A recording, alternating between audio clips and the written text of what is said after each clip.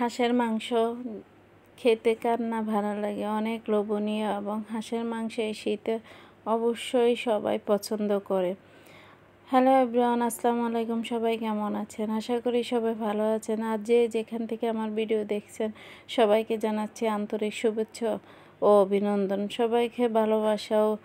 আর আমার ভিডিও যদি আপনাদের কাছে ভালো লাগে অবশ্যই সাবস্ক্রাইব করে একটা লাইক করে কমেন্ট করে দিন।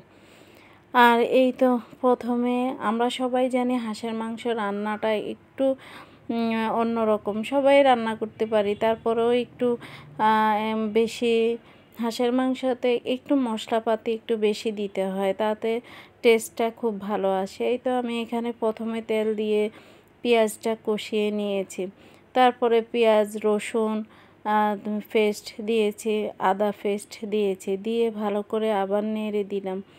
এবং মশলাটা অবশ্যই ভালো করে কষাতে হবে, ভালো করে ভেজে যদি আমরা মাংসটা রান্না করি এত টেস্ট আসে হাঁসের মাংস। আর এখানে সবাই দেখেছেন হাঁসের মাংসের জন্য আমি গরম মশলাগুলো সব দিয়ে দিয়েছি। আর এখানে হলুদ, মরিচ, জিরা এবং ধনিয়ার গুঁড়াগুলো দিয়ে দিব, দিয়ে আবার ভালো করে ভেজে নিব। আর সবসময় যখন আমরা হাঁসের মাংস রান্না করব সবসময় আমরা খেয়াল রাখবো এই জিনিসটা যেন মশলাটা অবশ্যই ভালো করে ভেজে নিব। যেভাবে আমি ভালো করে ভেজে নিচ্ছি এইভাবে দিবেন। আর এখানে আমি রাঁধুনির গরম মশলার গুঁড়াটা দিয়ে দিয়েছি, তাও এখানে পরিমাণ মতো আমি দিয়ে দিয়েছি। আপনারা চাইলে 1 চামচ এরকমভাবে দিবেন। এটা কিন্তু অনেক ভালো, রাঁধুনির যে মশলাটা আমি সবসময় ইউজ করি এই মশলাটা। আর এখন আগে থেকে ধুয়ে রাখা যে হাঁসের মাংসটা দিয়ে দিলাম। আর হাঁসের মাংস এই শীতে অনেক খেতেও অনেক মজার। আর আমি এখানে হাঁসের মাংসটা রান্না করে সাদা পোলাও দিয়ে সবাইকে খেতে দিয়েছি, আবার যেটুকু ছিল ওটা আমি রুটি দিয়ে সার্ভ করেছি সকালবেলা। তো সবাই খেয়ে অনেক মজা বলেছে।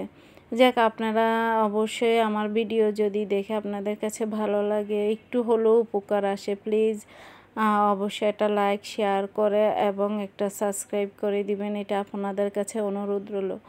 আমার এই ছোট্ট চ্যানেলটা যদি আপনাদের সহযোগিতা একটু বড় হয় তাহলে আপনাদের কাছে আমি উপকৃত হব। এই তো হাঁসের মাংস রান্না শেষ, দেখতে পেয়েছেন কীভাবে রান্না করেছি। তো সবাই ভালো থাকবেন, সুস্থ থাকবেন।